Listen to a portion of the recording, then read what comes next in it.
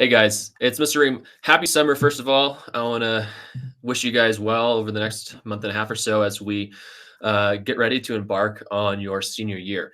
And so I'm here for the next 3 days. And so I wanted to take just about an hour or so and either show you while you're watching right now or be able to tell you a little bit about so you can watch this a little bit later in the summer, how to really utilize your summer activity and a little bit more of your free time to get a head start and a little bit of a jump on the fall activities so that when we come back in the fall, you're going to be ready to rock and roll. And so it's a very hectic senior year. And in just a second, I'm going to screen share a presentation and I'll show you a couple other websites that I'll suggest that you utilize over the summer or throughout the next coming year as we wrap up your high school career. But I just want to emphasize that, your self advocacy, your ability to ask for help and tell us what you need is very important. So I do appreciate anything that you let us know. Um, if you have questions as we go through this today, if you're sitting here watching live, you can there's a chat box. Feel free to do that, and I can monitor that and I'll answer any questions as we go. Otherwise, if you're watching this as a recording, you can access more information or ask questions in a couple different ways. You can comment on the video, but probably the easiest way is either to email me, and my email is jream@ttusd.org, or you can set up an appointment if we're back at school, or just stop by and see me or give me a phone call. And I'm happy to discuss anything in more depth with you that you may want to know about this presentation at all, or any questions about the whole process. Just to also give you a little bit of heads up, this is going to be primarily, we will touch on some 2-year college information today, but primarily we're going to be spending our time discussing the competitive 4-year college application process. And what I tell students, just to clarify and why that's important, is it doesn't mean that any other path is not important or not as good or not, or they're different. They're different paths to achieving higher education, better pay, better job stability. There's a lot of research that goes into that, but it doesn't mean that every student at North High School needs or should get a 4-year college degree or head to a 4-year college right after high school.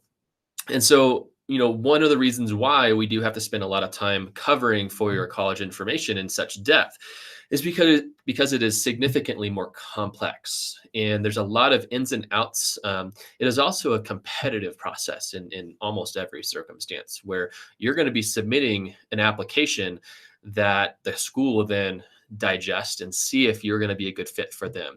And we'll talk about fit and how the process works throughout this morning. But I just wanted to make sure that you knew that 4-year colleges are by no means the only option and probably should not be the only option for most students. If I ruled the world, I think every student would have a junior college plan in place, in case they chose that, if in case that was the right fit for them after they've done their research, or in case that's really what they wanted and maybe they just needed to get an associate's degree to enter their job field that they were hoping to pursue. So I wanted to take that just a second to encourage you that there's many different paths, many different options for education. But today we're going to spend time looking at primarily that 4-year college route because there's so many different layers we have to unpack. So let me get over here and quickly screen share this presentation that I have up on the screen. And now you should see this now on the screen. And we'll walk through some of this stuff and I'll pop in and out on the camera or on a different screen share as we go through. But to kind of get us started, I'd like to kind of go over a few of our goals for this morning. And I'm going to give you guys a pretty large view of what the college landscape looks like. And this does change every single year. There's some generalities that stay constant, but there are some minute details that actually really do make a difference. We'll talk about some of the college application and admission process, so you understand a little bit more of what happens.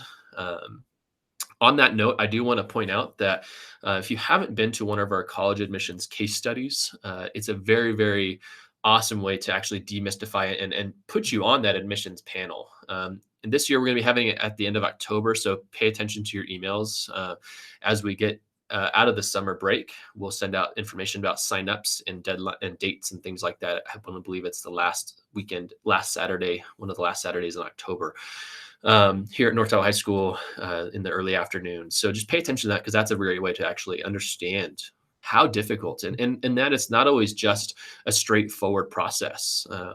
It doesn't mean that having a bad GPA is not helpful, but it's not always the student with the better grades gets in over the student potentially with lower GPA. We'll look at how to anticipate some of these needs and anticipate some of these trouble spots that we see time in and time out. Um, Talk about how to not freak out during the process. One big tip is if you are doing this correctly, you should probably be denied places, and that's a hard thing to hear. But if you're applying different places and you're spreading yourself and diversifying that we'll talk about today, there's a good chance that you might, if you have a couple of reach schools that you might be applying to, there's a good chance that you might end up being denied. But the goal is also that you should have at least two or three different great choices, if not more, to go through at the end of the game, and that really creates opportunity and choice. Um, and then what are some of our roles? And then if we have any questions in the chat today, we'll address those with you here on the recording. But if not, again, feel free to reach out if you have any additional questions that I didn't get to. So there's a couple different resources and I'll show you this college counseling handbook and some other tools that are available on our website in just a second. But please do look at that. It's a pretty lengthy document. I did not create all of this. I'm a big proponent of beg, borrow, and steal. So use the resources that are out there. There is not a single source that we tend to suggest, but we suggest that you explore all the different options, because whether it's Naviance or College Board or any of these other website searches that I'll give you in a little while, all these tools look at things from a different angle. And so use the different pieces of information and get information from all kinds of different sources to help you be a well-educated consumer in that college admissions process. You also are going to be expected, both by us and by your colleges, to read your email and to also check your mail. So if you have a PO box, especially in kind of the fall to early spring timeframe, be sure that you're checking both your email regularly and your PO box or mailbox. Sometimes schools are old school and they go and send you U.S. Postal Service mail, and so you are ultimately the responsible person for being able to get that information to you. Not checking your email and kind of the ignorance is bliss mindset is not an excuse for being for missing deadlines and things like that. A couple things that in just a second I'll pop over to the live view of this so I can show you a couple links. But just to give you a quick reminder of where you can find the information that I might be referencing today is if you go to the North Tahoe High School website and you click up here underneath the programs menu, what you'll see is this menu here, and it's changed a little bit in the last 2 years or so. So if you haven't been on here recently, like it might look a little bit different. But underneath the S is the school counseling tab, and this looks fairly similar if you're on a mobile device too. So you could just it just shrinks the screen down a little bit, and you might be scrolling down rather than seeing it all here. Okay. Once you click on that, it's actually going to show you this homepage. The picture might change, the format might change depending on the time of year that we have up here. But this is our North Tahoe High School counseling page. And this is an area that I'll be referencing. And as we go up here, there's a bunch of links that you want to make yourself available to. And as you hover over each of these different menu items at the top, a new sub menu will drop down, and we'll be referencing some of these pieces underneath counseling support, and then also pointing out a few pieces in the quick links. Okay, so let me just quickly, I'm going to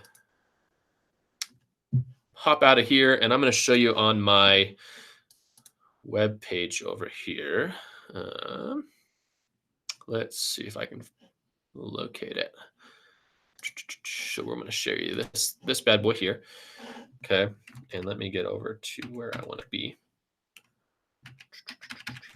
All right, so hopefully at this point you should be seeing this screen here, and it scrolls down with me. So this is just like I was showing you the North Tahoe High School website. And as you hover over, there's a whole bunch of informational links here. A couple places that you want to make yourself available. Again, always the link to make a counseling appointments available here, as well as on the homepage. That's a very valuable resource. At the beginning of your senior year, we will have a meeting called the post-secondary plan, or PSP meeting. It's basically like our ILP meetings that we had last year as a junior, but we're going to go very specifically into what your post-secondary plans are. So what are you hoping to do? And that's whether you want to go straight to work, whether you want to take a gap year, whether you want to go to college, anything and everything that we want to discuss. So just have that in the back of your mind that in the first month or two of school, we'll be sitting down with you and a parent or guardian to kind of review what this looks like and what are your particular steps. Some links to financial aid. These are just pretty frequently requested informational links. One other piece is the transcripts page is all located here too with some information about how to access that. But for today's purposes, we're going to be spending most of our time talking about the college planning process. The transcript process usually happens later on. So underneath the counseling support, if you go to college and career counseling and simply click on the link, it's going to pop up this page here. Okay, and it has a lot of pretty good information that you can scroll down and see information about the FAFSA. But we'll be looking at a couple of these links here. Okay, so the first one is this college app spreadsheet template. And that's a helpful tool. And I have it open here. And what that is basically a blank spreadsheet. This is a Google Sheet. So students, you have access to this. Parents, there are some things, and I don't want, at the risk of offending you, I do not want you meddling in your child's application process. And I'm hoping that you share that view, that the idea is the student is going to college and we really want them to take the ownership of this process. And so please be, and I'll cover this later about our roles, but please be the coach and kind of the encourager, but do not be the doer. Okay. And so what this tool does is that some of these tools will only be available to students on purpose because I want them to be the people that will do this. They can be more than willing to share this with you, but I want that to be their choice. I don't want you as a parent to go through and fill all this information in for your student and then share it with them. Okay. That should be happening the opposite direction. I do know they're busy and they have a lot of stuff going on, but they need to work through this process. And from years of experience and hundreds of students going through this process, I will tell you that the students that do this in the way that we suggest have a much better senior year experience and a better turnout at the end of the year too. So what this does is it gives, if you think of it like a scavenger hunt for college applications, it really does help you be prepared and have that educated approach. So if you go through here and you're researching colleges on Naviance or in College Board or Peterson's or things like that, and you plug in Cal Poly and it's in San Luis Obispo and it's so big and it's a public institution. Okay, it gives you just basically a whole bunch of headers, and they're kind of organized by kind of like importance and timelines. So the further you get to the right of this page, probably the later in the school year you'll probably actually be. So you can see there's final decisions. So did you get in? Did you not? And then did you send everything? Okay, so it's kind of just a nice little tracking sheet, and there's some instructions down here at the bottom to kind of just walk you through this. All right, so that's one tool, and that's available here. Another one is your senior profile, and this is something that is a huge thing to do over the summertime. When you get back in September, it's going to be a rock and roll whirlwind as we get going. And very quickly, we already get kind of a late start out of the gate because we start so late in the fall. But everything is compacted. And so in about 2.5 months, you'll go through kind of many people will probably like writing essays, reviewing, making these decisions, and actually submitting applications. So it feels, 2.5 months can seem like a long time, but it goes by very, very quickly. So this is one thing that I would suggest that you consider doing over the summertime break. Research and the senior profile is a big piece. Because the senior profile, think of it like an extended resume. And the main thing that we need this for, it has some information up here, and I do suggest that you read through it because it gives you some background and some information. But basically what this does is anytime we need to write you a letter of recommendation, whether that be for a college application, say through the common application, or maybe for a scholarship or a job or anything like that, myself, as well as almost all of the teachers that I know of, will ask you for this document. Okay. And what it does is it asks some really pointed questions that helps us be able to write a very well-rounded and really strong letter of recommendation on your behalf. These letters of recommendation go a really long way in the world of college admissions. And so, these are, you will be benefited by ensuring that you're filling out these senior profiles to the best of your ability. That being said, they are not intended to take you hours and hours and hours. Okay. I'm not looking for 5 pages per question, a paragraph, maybe. Feel free to use bullet points. They don't need to be like this big assignment. And sometimes I think people get that impression is that we're asking for all this information. You just don't have time. Please let us know the important information. We see you at school, but we do not know if you're working, if you had this awesome experience, if you had this setback or struggle. Okay, those things provide context to this letter that we're writing. And so please, I would encourage you take a couple hours over the summertime, maybe not even all at once, and just start writing in some of these things. You can either print them or they're also shared via that link here on a Google Doc. And you can just type right in here and fill it in. Okay. The other piece is I know that many of you guys did a resume in your junior pathways class. Feel free to attach that resume and don't reduplicate stuff that might already be on there. We don't. We are all about making your life more efficient rather than trying to make it more complicated. So please do this and know why you're doing this is to help us help you, but also please don't spend hours and hours doing it because it's not necessarily that important to do. There's some other information here that I'm not going to click on right now. So here's that college, one of those college guides that I talked about, some different links to college search tools. And this is a college cost estimator. So this is helpful as you get into looking at finances. You can do this. It's not a bad thing to do ahead of time, but really it's kind of like a help comparison tool to really, once you get all your financial aid offers from your accepted schools, to really kind of play the numbers game and seeing which one actually makes the most sense financially to look at. And so it's a great tool. Usually students will use that between February and in May or so. So that's another good tool there. I'm going to hop back over here to my presentation, and one second while I do that, and continue with our conversation because that's it's pretty surprising sometimes how little people actually ask for help. And what I want to encourage you, the students, and you, the parents, if you're watching this, is please ask for help. More than likely, even if you've done this before, maybe as a parent, I guarantee you, as a student, you've not done this process before. And so, anytime you do something for the first time, please don't be afraid to ask for help. The biggest thing that I see causing problems for students and parents is not asking for question or not asking for help when you have a question. It's super important, and you miss things when you don't ask for help. Granted, I do want you to do a little bit of self research. I want you to, if I can Google something and it's the first thing on the screen, I might say, hey, maybe search a little bit before asking that question, both either of myself or if you call the college or something like that.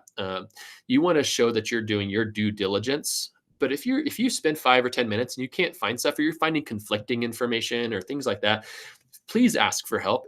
I would much rather answer a question than have to help you after the problem goes wrong later on in the process. And so we want to avoid all those problems later on. And it's much easier to solve it earlier in the process than wait. All right. So quick overview of kind of what senior year looks like. So basically now between now and kind of the end of August is really a key planning time. All right. So you're going to get your ducks in a row. You're going to get that spreadsheet filled out. Your goal is to come back with a pretty decent list of where you might want to apply. You're going to be much more organized, much less stressed if you're not trying to do that in September or even October. So use this time as not fun and flashy as it feels to have to do this over the summertime. This is really the key time to do it. So, if you have an hour and you're flying, if you have a couple hours at home on a weekend, dedicate that time, and you'll save that stress later on. In August through December is really when the applications roll through. October 15th or so is about as early as you see most applications roll. And we'll go through some of the timelines in a minute, but usually the vast majority of our students have some deadlines right at November 30th. And then if you have other private schools or out-of-state schools or things like that, it's going to probably happen more. You'll see not uncommon into even January, February, and sometimes even later on a rolling admission status. Another big piece is financial. Okay, so the college is expensive, and we are not going to cover much of the financial aspect today, other than give you a few key pointers.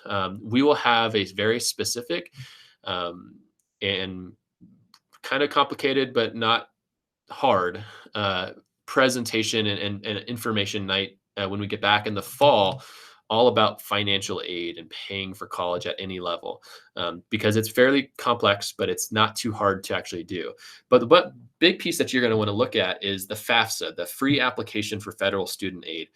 That is probably the number one place where people actually are going to get funds to help pay for school. And I hear a couple different things. Well, I don't qualify because maybe our family makes too much money is the biggest one. So I'm not going to submit it.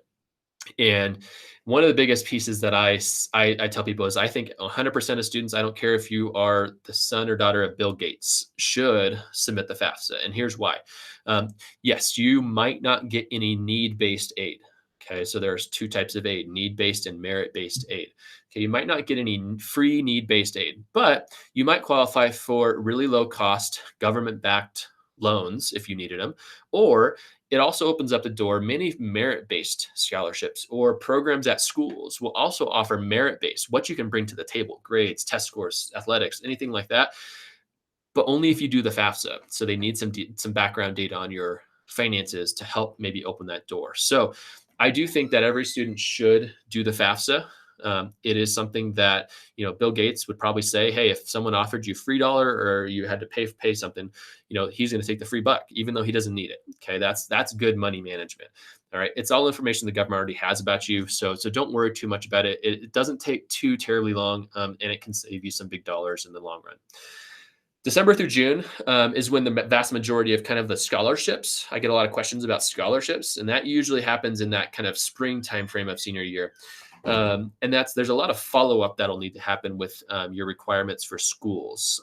Many people will have many portals running because you get accepted to a few schools, and you got to keep up with each one of them. And then May 1st is your typical deposit or SIR, statement of intent to register, is what the schools typically call it. And place a deposit. That's a monetary deposit that is non-refundable. And we'll go through some of that information in the fall, but that is kind of the target deadline in this college application process. So everything should be done and kind of considered by then. So let's talk about fit. Fit is a complicated factor, and it's something that many people don't fully understand, I don't think, but it's really the direction that all college advising is going if they do a good job. And the idea of fit, I use an analogy of a job interview. A lot of students maybe haven't had many job interviews, and if they have, they've been pretty low key. You roll in flip flops, and can you show up on time and maybe count money correctly? And sure, yeah, okay, good, you got the job. But in a kind of a more professional job interview, you're under a lot of pressure. But the idea, that there's an idea that the employer is really grinding you to make sure that you are hireable, that you're going to be the best hire. And that is one element of fit. The school is going to determine if you, the student, fit their needs as they're crafting a class. And so there's a lot of detail and metrics and analytics and all kinds of stuff that go into creating, and it really is a craft. They are trying to put together a cohesive, well represented, strong class that they're going to have on campus. And it's not just all of valedictorians. Okay, they want people who have maybe not as strong grades, but they have other things that they're going to bring to the table. So they're looking at this, and kind of like your idea of how to determine that fit is looking a lot of times at their metrics that they will put out. So what is the average GPA of kind of their admitted class from the last year or something, or what average test scores? And a lot of them are kind of like data point based. So meaning they're going to be test scores, GPAs, stuff like that. The other piece of the fit that a lot of people, this is the most ignored, that's the interview process from the school to student.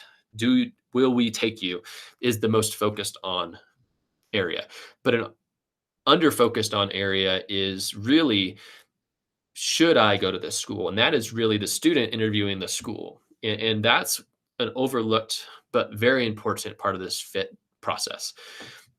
The biggest things that I see when students decide to go off to college and then come back or change schools or things like that, the number one thing that we see is not typically academic. It's usually environmental, being that maybe they had this idea that going and moving to LA from Tahoe sounds like a good idea, without ever having spent much time there apart from maybe vacationing or driving through. And, that's a pretty drastic change. There's a lot of major differences for good or bad And some of them are easy to see, some of them are hard to predict.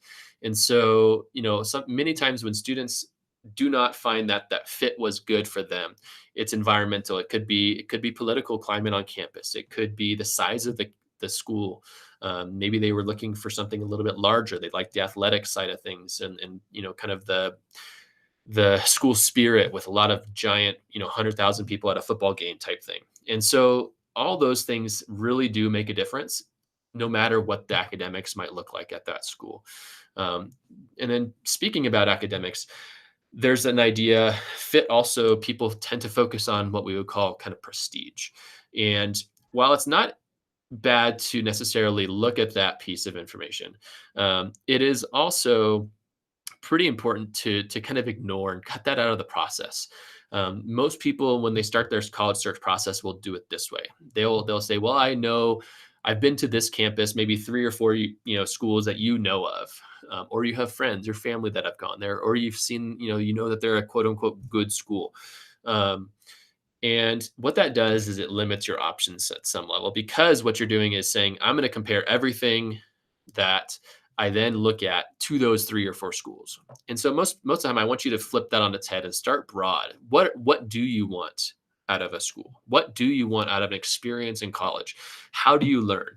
What are things that you've noticed about maybe coming through North Tahoe High School that you've either really gravitated towards or really not enjoyed? Um, all of those things are vital to that search process. But if you start that kind of throw that wide net first, you're going to be able to much more appropriately narrow down that list of schools that might fit all of your needs as a student, rather than what schools fit my already created list that I really don't know a ton about these schools. Probably. Most of these lists of schools start on the US News and World Report. A parent has told the student many times, like, "Oh yeah, you should go here, you should go here," or more typically have pretty strong athletics and they're in the news or on TV. Okay, and so those are really where people tend to notice. Again, not bad things; those are not negatives necessarily, but they should not be the determining factor in picking schools. So you want to diversify. We'll talk about diversification in a couple different ways. So one of them is defining what fit is. So you do not want to apply. Um, if you were the number one kid at school and it had a perfect SAT score, you still should not apply to all Ivy League schools and nowhere else. That is just a bad statistics game.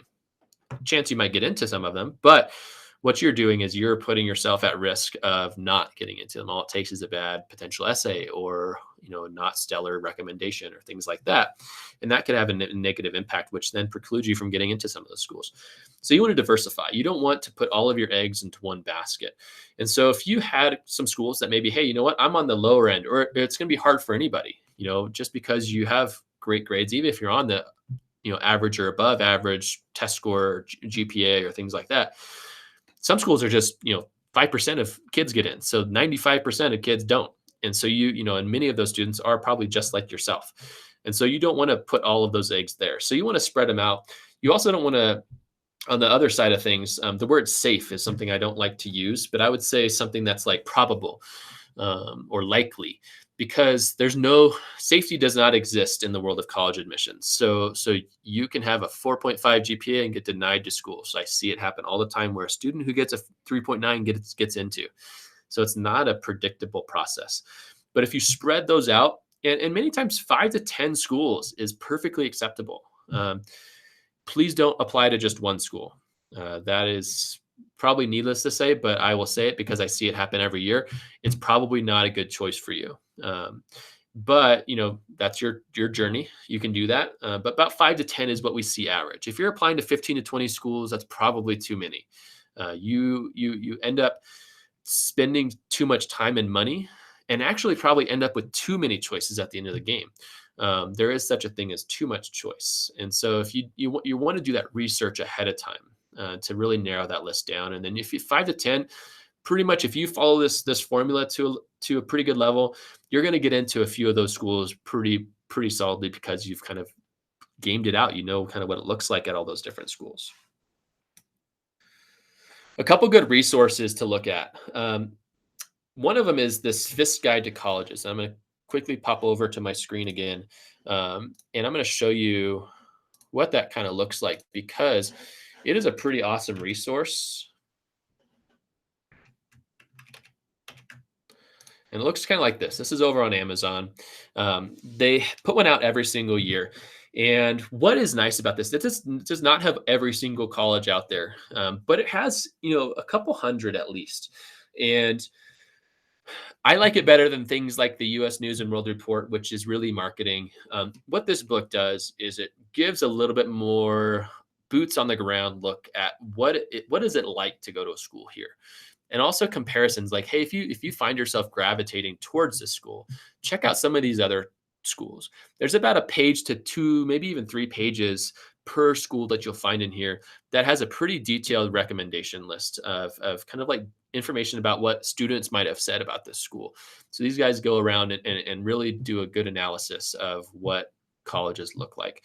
And so I do trust this a lot more than some of the other things that you'll see out there. So this might be a great thing. Or if you have younger students, just know that they do update this. Clearly, you can see this is the 36th edition. Um, you probably could save a little money getting last year's edition. It probably is fairly similar. So, you can actually buy this and it's a good resource. So I want to just share that with you. Um, and then as we get back over here, there's a couple other tools. A lot of people, Rugs recommendation, that is not a free tool. So both those first two are at cost. Um, and so every couple years I buy a new one of these. It's not a book. So it's actually like a PDF that you'll download.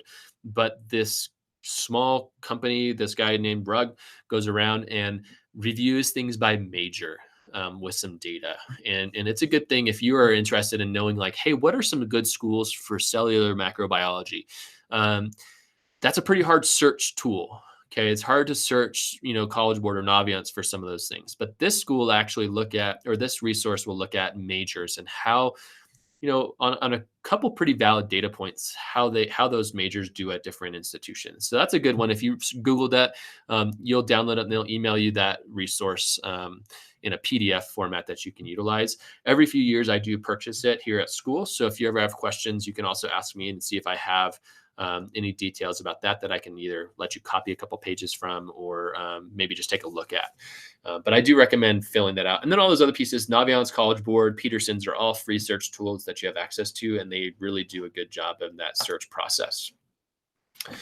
We're going to skip through a few of these pieces just because I want to focus a little bit more time on some other areas. But a couple things in the summertime that you want to just look at. A good piece is really kind of like, apart from filling out that form and really understanding what the timelines are, where do I apply, how do I apply, how much is it, do they have my major, all those search areas. The other thing is really kind of like the essay piece. So do I have an essay that I need to do?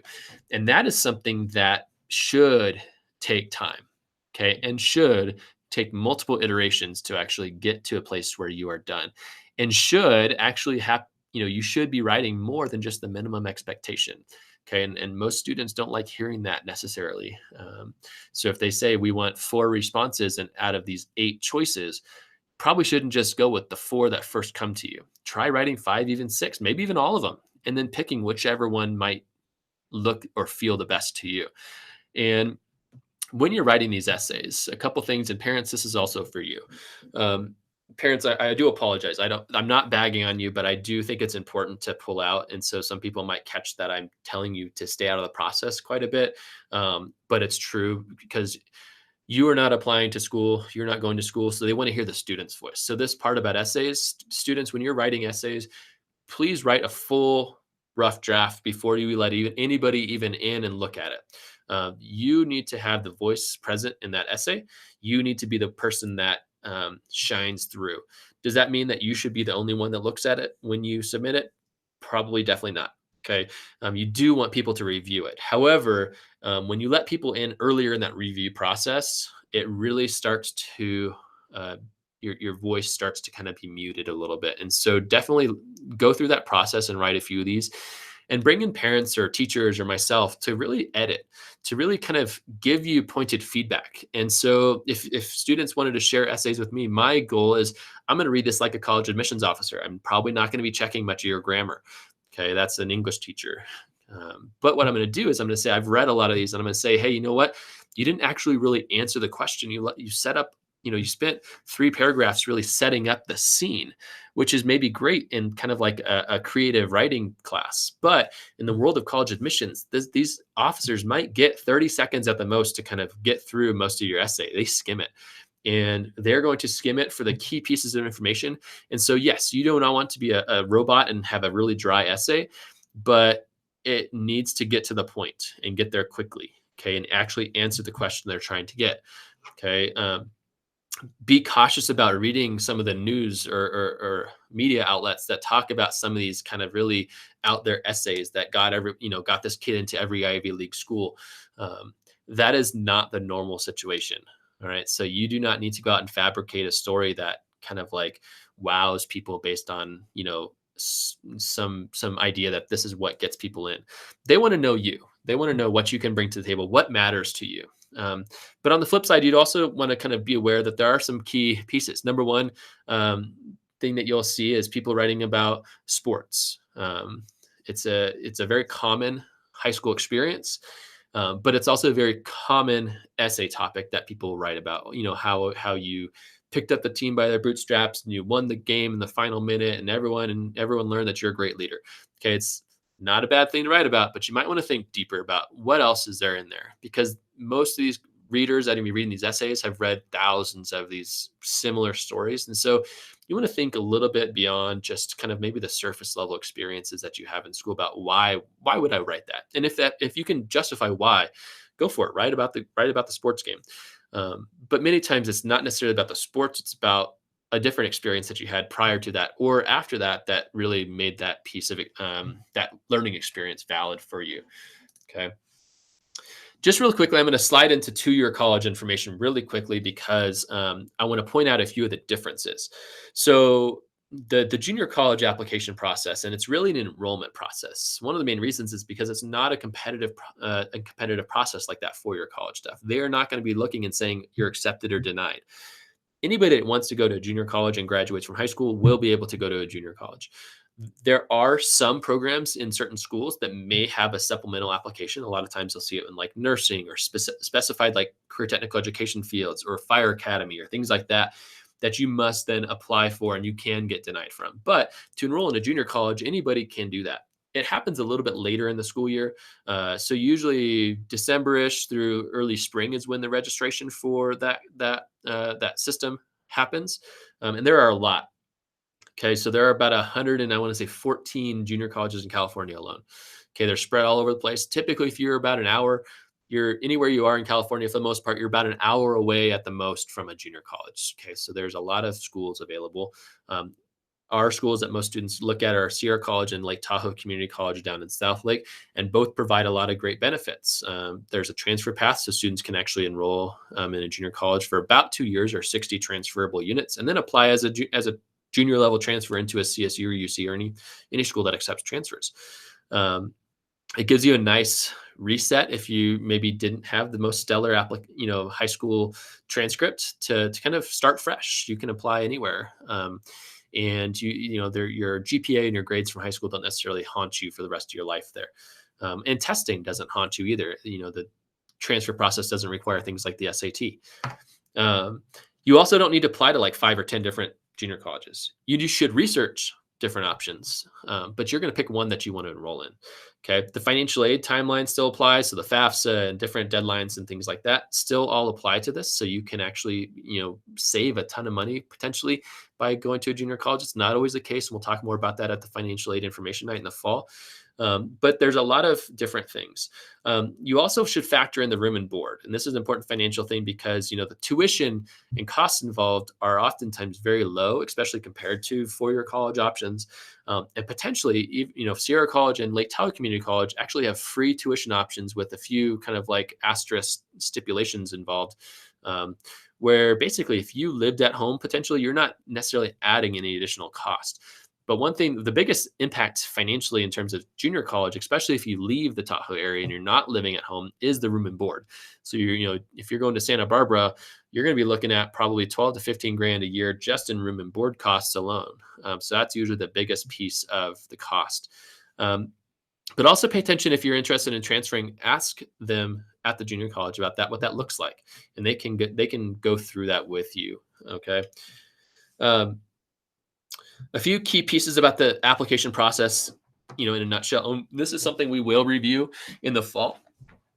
Okay, so part of this presentation is also to just get you familiar with some of the terms and ideas that will become a big deal in the fall, because we'll look at some of this information again, because I don't want you to hear it for the first time when we're actually going through it. Okay, so just know that we will review a few pieces of this presentation in the fall at our first meeting. Um, a couple big things. Please review your work. Students that have trouble with their applications usually make mistakes. Okay, and they're usually not glaring errors. Maybe they missed a class that they entered incorrectly, or didn't enter correctly, or didn't have someone check it over. And those things can actually create bigger problems than most people realize. Understanding that deadlines matter and are hard. No exceptions, no whining, no do-overs, no I turned in, something with my name and one problem on it, so I get an extension on the timeline. That is not how it works in college, or hypothetically in the quote unquote real world. These are, we have pretty relaxed deadlines here at North Tahoe High School for the most part, and that does not happen. So do yourself a favor and pay attention to the deadlines. Get them in. Do not wait till the last minute. Make sure that your applications are submitted. You're going to get confirmations. You're going to have to understand also that you have to order transcripts. So they don't just take your word for it at college that you passed all your classes with A's. They need to see official documentation that that's happened. And those things happen depending on the different types of applications you're submitting. So we're not going to get specific about sending transcripts right now. We'll do that in the fall, but I just know that you will be responsible for knowing when and where your transcripts need to go. Okay. And also paying attention that your senior year does matter. Just because you're in a senior year does not mean that you can kind of hit the cruise control. Many times we see it in the spring semester. There's actually a formal diagnosis for it. It's called senioritis. And what that does is takes your brain, puts it on the beach for about 3 months, and it can have detrimental effects on your college enrollment process, because every single college admissions offer is something called conditional, meaning they are saying, yes, we will accept you on the condition that you keep your grades at the same or higher level than they have been when we offered you admissions, that you meet all of your expectations, that you follow through with all of your steps on your application portal, and that you submit your deposit and all this other stuff. And so if a student is a straight A student, all of a sudden pulls a couple C's in at the end of their senior year, they were admitted, but schools can actually go in and do what's called rescind admissions. Okay, they can do this for also behavior stuff, for getting into trouble with the law. Recently, we saw a student have their Harvard in the news, had their Harvard admissions rescinded for some of the stuff that he put on his social media accounts. And so it's a big deal. I don't want to scare you too much. Like it's very, very rare that it happens, but it does. And so I don't want to also ignore and kind of put the blinders up that, we hit cruise control and we can get out of here just fine and just roll into college.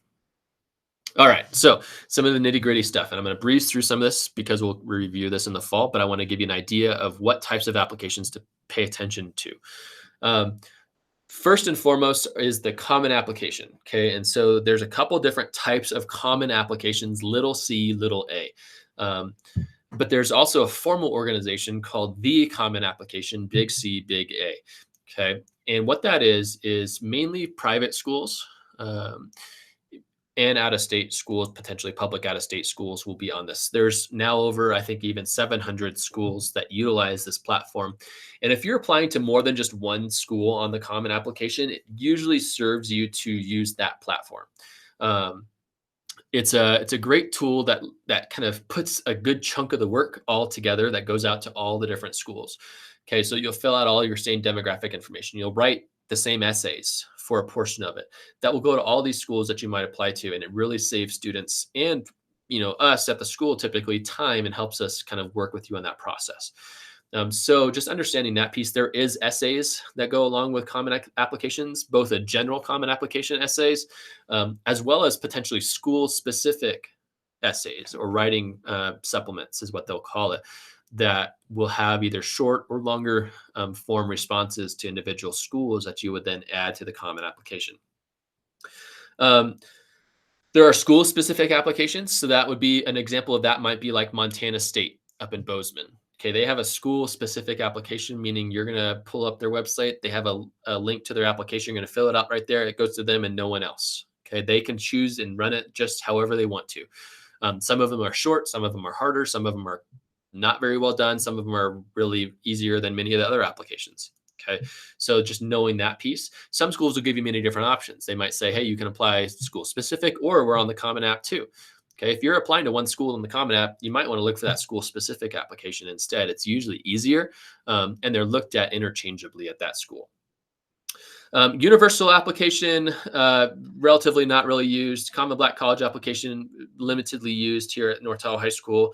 They are out there and they have some specific member institutions that you can research.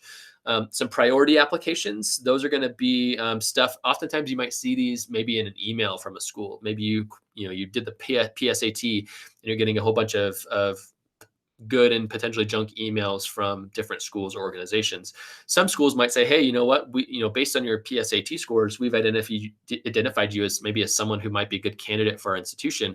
If you'd like to apply, here's a priority or a free application that you might want to fill out. So pay attention to those too. If a school, sends those to you and you're interested in that school, it can be a great way to, have a couple schools on your list that maybe you get into. Fast applications are kind of the same thing. They pre-fill some information. Usually you don't see a whole lot of that.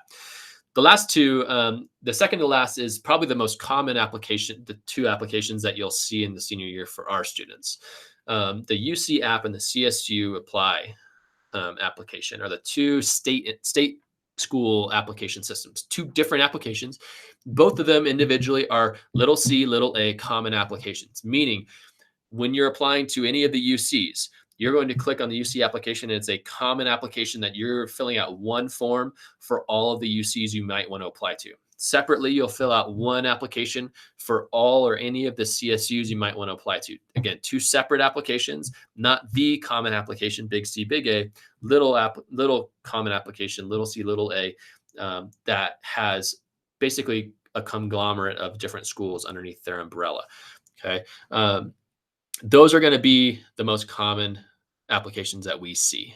Common application, UC and CSU apply applications are going to be the three big ones here at North Tahoe High School. Finally, there is a relatively new application called the Coalition app. It is relatively in its young years and has its problems. There are a few schools out there that are going to be what's called Common App exclusive schools, meaning that is the only application that they accept.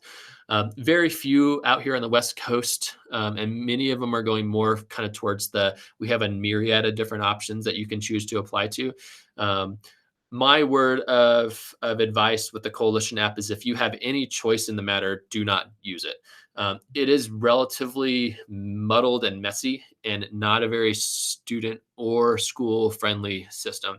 Most of my admissions professional colleagues would agree that if you have a choice, please avoid it if possible. I would suggest looking at a school specific or the common application. It's got a much, much stronger background and much, much more of a streamlined process. If you do have to use it, please make sure that you communicate with us at school that you will be using it.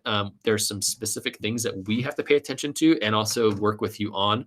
And so once again, I caution you to exercise caution on this because it's a little bit of a messy system. But if you do need to use it, please let us know. All right, we're going to touch on this briefly because this is going to make a difference pretty quickly in the fall. So there are actually different types of application systems, and this is something that you're going to want to research and understand for these schools that you're spending this summer kind of diving into. So there's two primary application types. There's non-restrictive and restrictive. Okay. And so the main application system that you'll see out there for vast majority of the schools is a non-restrictive regular decision application type. Pretty standard. Here's a deadline. Submit an application by this deadline. We're going to consider you and typically we'll respond in this amount of time. And it's usually pretty long. So for example, like CSUs and UCs, you apply November 30th and you might not hear back until March. And so that is you do that for any schools that you might apply to. It's a non-binding contract, meaning you can do this for as many schools as you might like. They're going to probably hit you with a fee every time you submit an application. But if you wanted to apply to 100 schools, that is well within your right to do so. Another one is a rolling admissions status. So rolling admissions, and a good example of this would be like UNR or Montana State again is another great rolling admission status. So basically what happens is they usually have a window. They'll say submit your application between this date and this date, and they're going to process your application as soon as it comes in. So many times this is a nice thing to have because if you just want to if you want to have a school that you're like interested in, but you want to have kind of like that safety net feeling, a rolling admission school might be a good option. Many times they're relatively non-competitive, much higher admissions rates. Again, admissions rates does not correlate to standards, does not correlate to better education, does not correlate to a better school. It just means that it may not be as popular as other schools, maybe because of location or school size or things like that. But a rolling admissions is nice because basically, usually it's 2 to 4 weeks typically between submitting your application and getting a result back with you got in or you didn't or you waitlisted. And many times it's an admit. Okay. Early action typically means that you just submit your application early and then you'll receive an earlier decision back. Okay. So this is just like, hey, I'm pretty much done with my application. I'm ready to submit by this early action deadline. And so I'd like to hear back before March. Maybe I'll hear back in January instead. So there's not a major admissions benefit to doing this. It's more of a benefit for you as a student or family to help kind of start weighing your different options in terms of post-secondary options. Those three options are non-binding, meaning you are not going to be restricted to applying to any other options. Okay. The right side of the screen is what's called restrictive application plans. There's one main one, but there's a secondary one just to be aware of. So the main one that will kind of get you in hot water if you do not follow the rules and if you do not pay attention to the expectations is called early decision or ED. Okay. Early decision is you are basically telling a school, you are my number one choice. If I get in everywhere else and you let me in, I'm going to cancel all my other applications. I can pay for it, basically out of pocket if I needed to. And they typically have a much earlier deadline as well as an earlier response date and require typically a deposit to be placed immediately if you get in from this early decision option. This is a binding contract. Okay. So you're going to be signing. I actually sign many times, as well as a parent signs that you have been informed about your decision and that's your option. Your option is you do not have to apply to a decision. But it does come with a slight admissions benefit. Okay. So in the fall, I'll go over kind of what that looks like. Okay. And why early decision really makes a big deal. Not big deal is not the right word. Makes a admissions impact because it comes down to what's called yield at the end of the game. But the schools can and potentially will, hold you to it and potentially even take you to court if you don't end up going or charge you tuition or things like that. So there are some legal consequences potentially that happen if you break this binding contract that you would be signing for early decisions. So I do want you to exercise caution when you are looking at early decision options. It is a great option sometimes if you have a very, very solid feeling about a school, but it does limit things because once you do get in, you also have to go back and rescind, meaning cancel all of your other applications. So you really don't get any choice. And then the far right one is restrictive early action. One of these would be kind of like Stanford is an example that has restrictive early action. Very similar to early decision, with the exception that it's not binding. Okay, so if they let you in, you do not have to agree to go there, but they'll tell you that you can only apply to one school potentially via this restrictive early action plan. Okay. My advice is be sure to make sure you read through. This is not like the iTunes legal contract that you scroll down and just hit accept. Read through these things, understand what you're signing, because it will impact your post-secondary options and potentially your wallet if you don't read very clearly. A couple of things about our role. So one of the big pieces that my job here is with you. We do all the other stuff with college, career, social, emotional work with students. But in the worlds of the college applications in the senior year, is really the support person. So I'm here to help you, to answer questions, and to help guide you through this process. Um, I by no means am the end all expert in all this. I know quite a bit and I know quite a lot, and I know quite a lot of people that I can get help from if I'm stuck. But that does not mean that what I say is necessarily the end all be all for any answer that goes out there. So don't be surprised when if you ask a question, I say I don't know. I am not afraid to admit that I don't know some things, and I think that is much a better route to sometimes get a second opinion, even if I think I do. And so that might mean when you come and ask a question, I might say, I don't know. I'm going to research. I'm going to make a phone call, or I'll shoot an email out and see, and I'll get back to you in like, 24 hours or next 2 days or something like that. Okay. So don't be surprised if you come to me with a question and, I might not necessarily know right off the bat, but many things I do, we've had a lot of experience with students, and I have a lot of experience in this world, being able to help students through this process. Okay.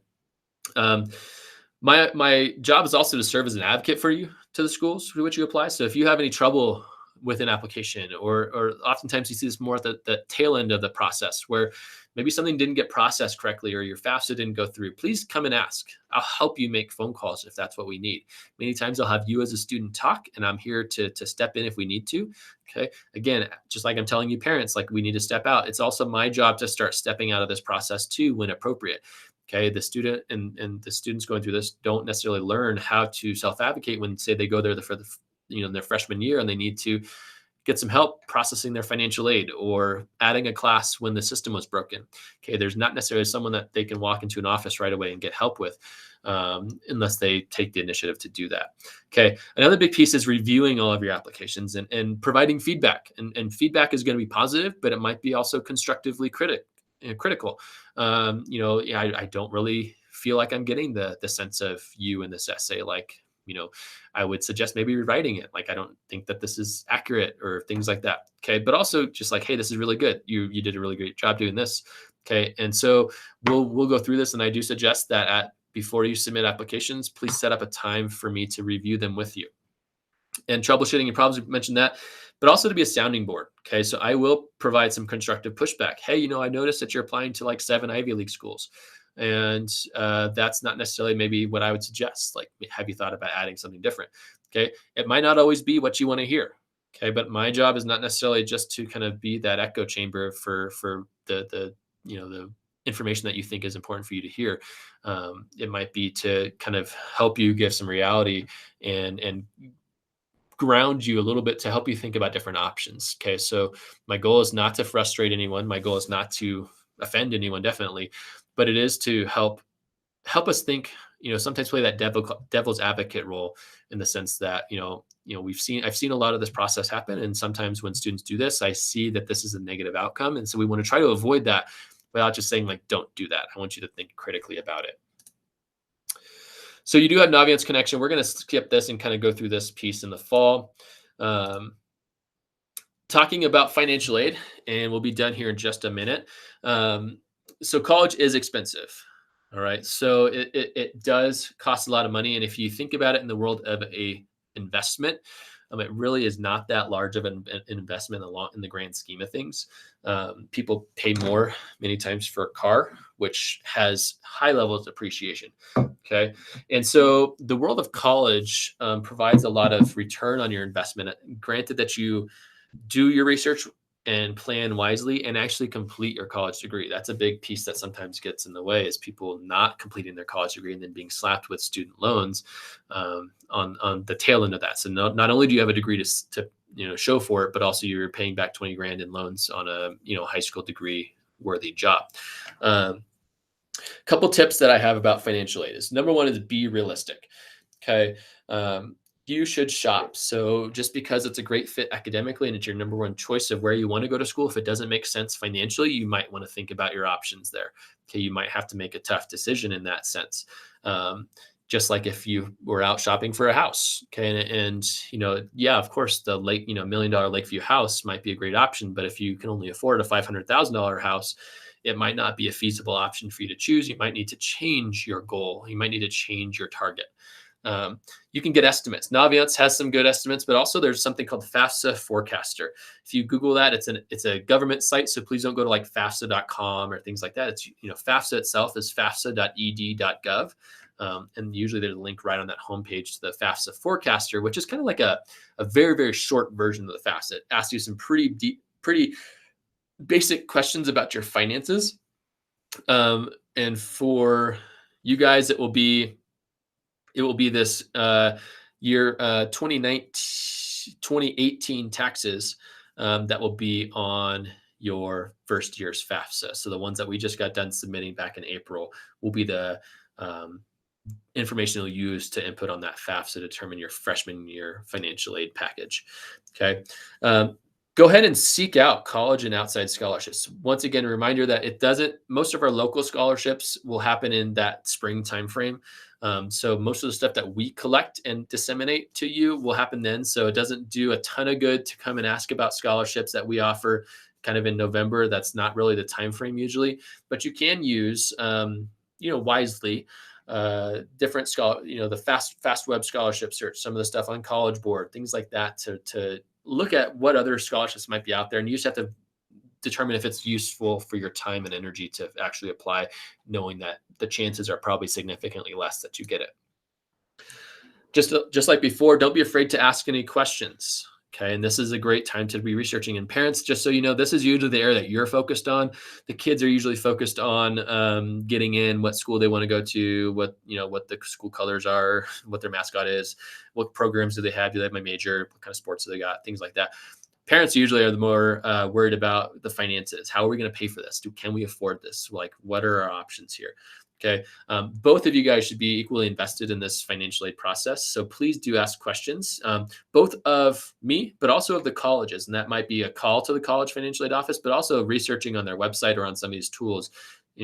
What is their average loan indebtedness? So what percentage of students might receive non-loan aid? Okay. So all those things will become important as you look at it. What is the graduation rate? Deadlines also matter here. Okay. So there are different deadlines. For example, in California, for California-based schools, the FAFSA, the priority deadline to file the FAFSA, for example, to be eligible for like the Cal Grants, which we'll go over later, is March 2nd. Okay, so it does give you a long time frame, October 1st to March 2nd. But I do suggest if you have a goal to submit this by Thanksgiving, that's usually pretty safe. Okay, so trying to get this done early is way better.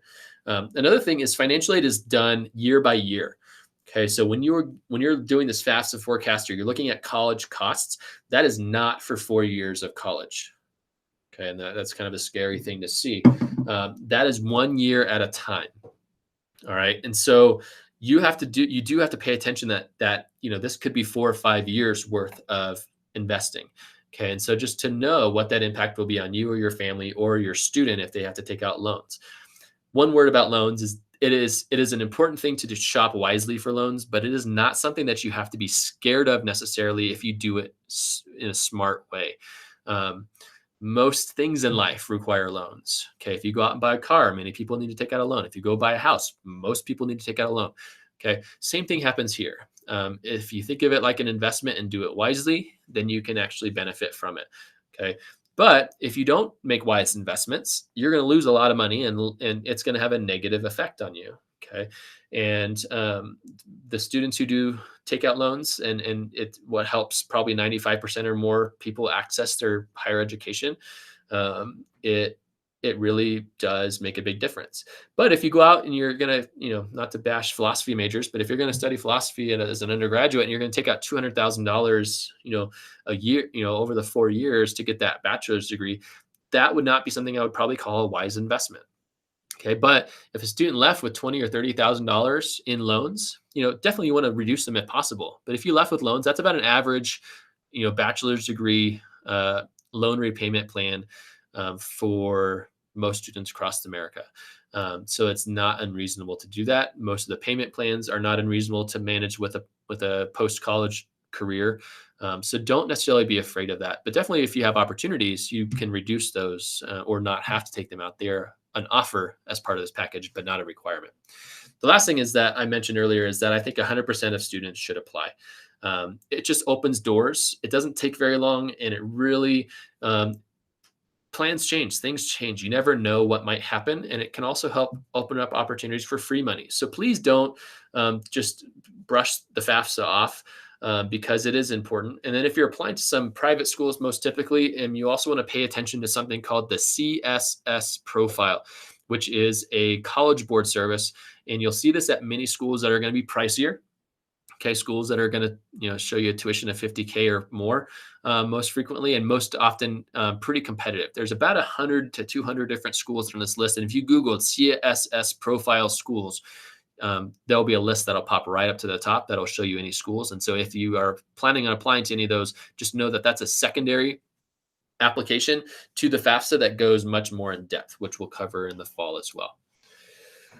Make sure that you're managing your time. Okay, you're going to have to make sacrifices. You probably can't do everything. And this is an area that we've been focusing on a lot here at North Tahoe High School is how do we help students balance their lives better?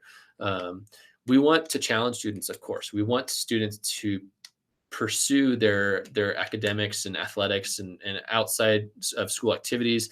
But we want to do it in a way that is healthy and manageable and pushes them, but not in a way that is negative.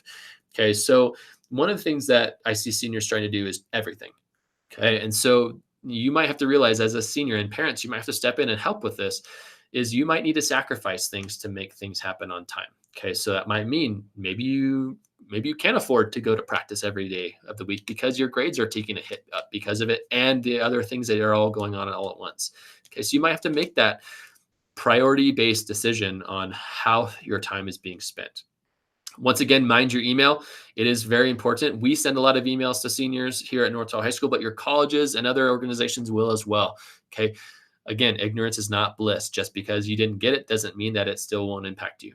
Okay. So please make sure that you are paying very close attention to that. It might be a good summer activity to go through your inbox and clear out, start with things a year ago and just automatically archive them, mark as read, get them all out of here, and then start whittling things down so that you end up with a manageable number of kind of emails that you need to go through.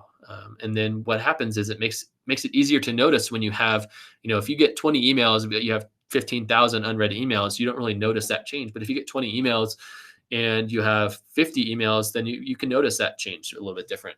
And then also communicate with people. Okay. Communication is key. This includes teachers writing you recommendation letters. Okay. You need to ask them, and we'll go over this with you seniors in the fall.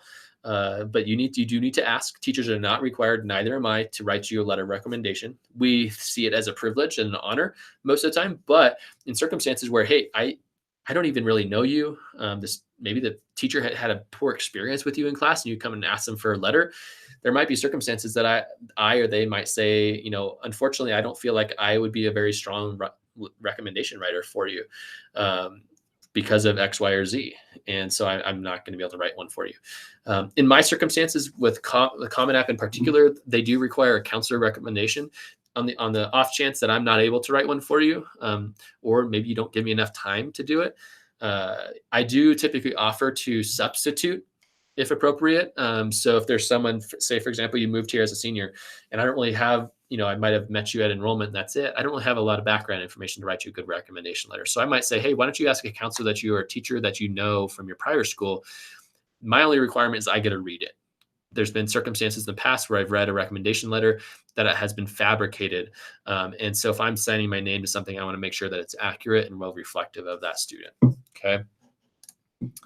Again, deadlines, they are real. And this is a student responsibility. This is not my responsibility. This is not a parent's responsibility. Okay. We'll do our best to send out reminders. Okay. But if you miss it, you miss it. All right. This is kind of when the real life starts happening and you will be sad if you miss it. Okay. The last little bit, and these are two things that are particular. First one is the selective service. If you're a male, biologically, you will need to register for the selective service as part of the FAFSA. All right. And sometimes this might be, for some people, a thing that makes you wonder about that. But they do require that for any males that are completing that. And that's, if you haven't done it yet, you can either do it typically at the post office. But if you're doing the FAFSA anyways, many times there's a box that you can check that says, please register me when I submit this. And it's the easiest way actually to do it if you haven't done it yet. Okay, and the last thing is NCAA. Okay, and then any A through G or online coursework. Once again, NCAA is not necessarily a automatic process for our students. There is a eligibility center that right now you should be actually registered for, because they need a post junior transcript, and we'll send a transcript at the end of your senior when you graduate, another transcript from us to the NCAA, as well as you must order your test scores. Okay, your test scores need to go to the NCAA eligibility center. Okay, that's going to clear you for participation in Division One, two, or three sports, at the NCAA level. So just pay attention to that. If you fall into that category, if you have questions, feel free to reach out. If you don't know that you're meeting A through G and you'd like to, that will potentially prevent you from meeting and filling out a CSU or UC application. That's just another piece to pay attention to.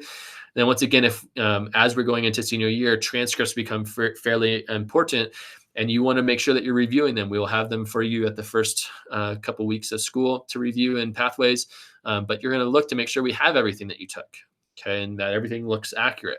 Okay, so it's your job to actually review those, especially if you took outside of schoolwork. We're pretty good at keeping track of our schoolwork here, of what classes you've taken, the grades are all accurate. But if you took a took a class online and it's not on there, we need to get that on there, because it needs to be reflected on your transcript that you enrolled and potentially completed this course. But we don't have access to that necessarily very easily. Some last bits of summer work, okay, that you can do this summer. So continue, if you want to continue taking your SATs or ACTs, the tests that are required for most of these schools, you can use the summer for SAT or ACT prep. The SAT prep that we kind of promote is through Khan Academy. It's the formalized, College Board partner for SAT prep. It's really good. So it's a great use of time this summer. Spend a couple hours a week doing SAT prep, and then maybe taking one more or two more tests in the fall. If you're thinking ACT wise, the Naviance test prep for ACTs is available through your Naviance account. Okay, and that's very similar in the sense that it's digital, online, and prescriptive, meaning it's going to determine what areas you need to focus on the most. If you're traveling, try to visit schools. Okay, one of the best experiences is actually walking around campus and even taking a tour and things like that. I've had circumstances where students thought this was going to be their number one choice. They visited the school and it was no longer on that list after they visited that school. Okay, so it is a very real experience. And so you do want to try to do that if you're visiting, and try to check out schools maybe you've not even heard of. Hop on Google and write, 4-year universities in my area. And, if you need to drive 20 minutes, it's a good use of your time. Again, continue to being a meaningful volunteer or intern and get work experience. Okay.